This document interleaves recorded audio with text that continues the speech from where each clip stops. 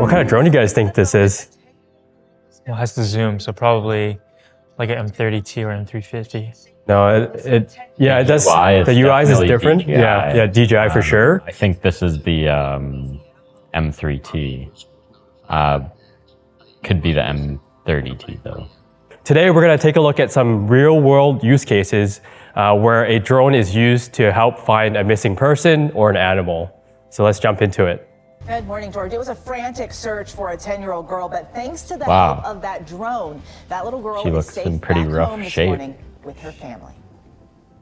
What kind of drone do you guys think this is? Well, it has the zoom, so probably like an M30T or M350. No, it does. The UI is different. Yeah, DJI for sure. I think this is the M3T.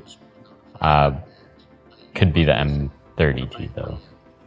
I'm going to say that this is the Mavic 3 Enterprise because kind of the dead giveaway is on the corner. You see the kind of the interface where you can see the vision cameras that when you navigate. So it actually shows the different cameras as you like go backwards or sideways. So the Matrice 330T and the Matrice 350 doesn't have that. So I think this is a giveaway that... Also one battery. Yeah, one battery. So yeah, this is definitely a Mavic 3 Enterprise.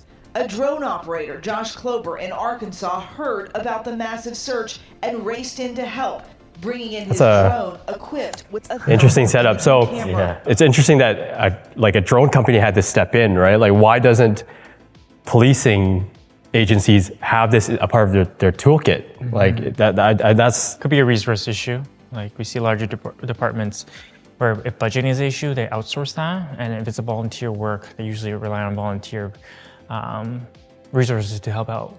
But they should honestly have at least a thermal drone in the back of the truck to do stuff like this. Exactly. I think the Mavic 3 Thermal, it's not very expensive, right? I think it's around $4,000 US or something in that ballpark. So it's not it's not like an M30T where you're looking at like 10 grand or M350 where you're looking at like 15 grand for the setup or something. Yeah. I guess another thing I noticed is that this is not a regular, there's some illumination happening here, right? It looks like some kind of spotlight because it's probably in a dark field at nighttime. And earlier when you saw the setup, they had the red light setup and it was dark, right? So it looks like they're using some kind of auxiliary lighting for the Mavic 3 Enterprise. And I think there's a couple options for the Mavic 3 Enterprise, right? With the DJI ones, you have to get it from CZI. Yes. And you can get either with a speaker and a light or a light alone. Yeah. So I think having not just the drone and the thermal, but if you have a spotlight attachment to it, you could easily, once you find somebody, you could definitely give them the coordinates, but if you just hover over them and put a spotlight over them, it would help the first responders get to that location. And it would also let the victim know that hey, we found you and we're on the way, right? So there's definitely some useful attachments that you can get with the Mavic 3 Thermal. Exactly. I'm Carl Winter out in the township of Alto, where Sunday after dark, the Fond du Lac Sheriff's Office says a 3-year-old boy wandered out into this cornfield, later saying he was looking for a cat. Damn cats. Multiple agencies responded and decided they needed a... Oh, look. So what is this? One's Autel? Autel. Probably the Autel Evo 640T or something. Yeah, it has a thermal camera in there. Yeah. Got the signature orange. Yeah, the signature orange. It looks like it was built for search and rescue and public safety applications based on how bright it is, right? The orange. To find the boy. In minutes, the drone showed movement in the middle of the field, and officers started moving toward the boy. Wow. They found the visibly shaken up boy. Pretty quick recovery. Yeah. And brought him home to his parents.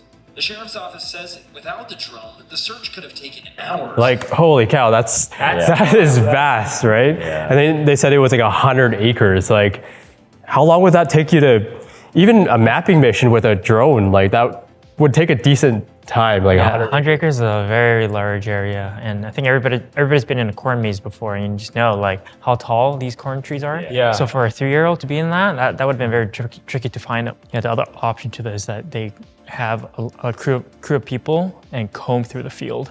Yeah. But 100 acres to cover is a large area. That would be huge, right? And when somebody's like life is in danger, you know, time is of the essence. So you got to be like as quick as possible. On Tuesday, the couple was on a climb in Cheakamus Canyon when their pup heard the river and ran off.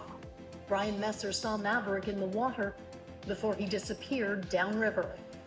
We were both like freaking out. Oh, that must be heartbreaking to see your dog just go down the river. Searching for 3 hours. Yeah, that's some rough water there. Yeah. I'm sure the dog's so tired. Yeah. Messer called Squamish Search and Rescue, but there was So this is the side-by-side view of, looks like an M30T, H20T camera has that too. And you can see it's pretty useful, right? You can see the thermal imaging on the side, and then you can do the color kind of confirmation on the other side there. early Wednesday. Drone footage confirmed Maverick was alive in a cave above the eddy. A dangerous That's some really good footage. Yeah. So I think this is an area where drones really shine. If you've ever been out to like Squamish and you like look down at these rivers and stuff, it's pretty Pretty steep, yeah. vertical walls, right? That would take like people hours to hike down to the bottom there, right? Or even rope access. Yeah, even rope access, and you know, like the drone, it looks like it easily was able to come down almost right to the mouth of the cave here and get up like a close-up shot of that, right? Even if they called a helicopter in, like I don't think the helicopter would get anywhere close to that section, right? So that's I think that's an area where drones really shine, is being able to get into these types of spaces, and while being relatively low risk. What do you think DJI is going to make a bigger drone to hoist people in? I think they are already doing that, but it's like That's illegal, man. it's illegal now. but yeah. I mean, you've probably seen like the fly cart. There's some videos out there online that like I don't recommend that, but it's not meant to, but it can, right? And it just shows you how capable these machines are. I think recently with the huge hurricane or storm that happened in the United States, I was on LinkedIn. You guys see those posts where they're using a fly cart to deliver, not hoist people out, but deliver like emergency supplies.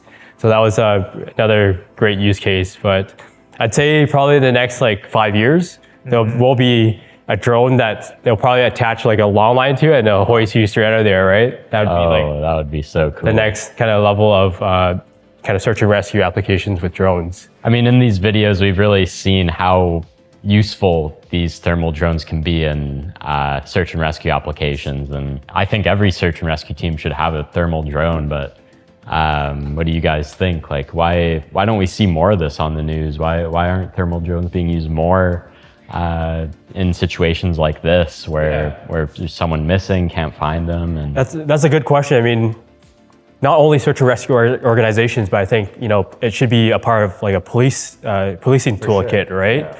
I think it just, at the end of the day, with anything, it just comes down to funding and the ability to buy the equipment. If we look at the Mavic 3 Enterprise, it's still relatively cheap, but it's still a significant investment. Absolutely. And especially with search and rescue operations where it's primarily volunteers, everything has to be budgeted and fundraised for. It just makes it difficult to kind of get the funding for it. Yeah, I mean, drone gets a lot of negative press. So to see successful drone stories like this, especially for a very good cause, is quite empowering. And we hope one day, years from now, that's drones buzzing around heads. It's not people spying, but it's for actual good purpose and good use out of them.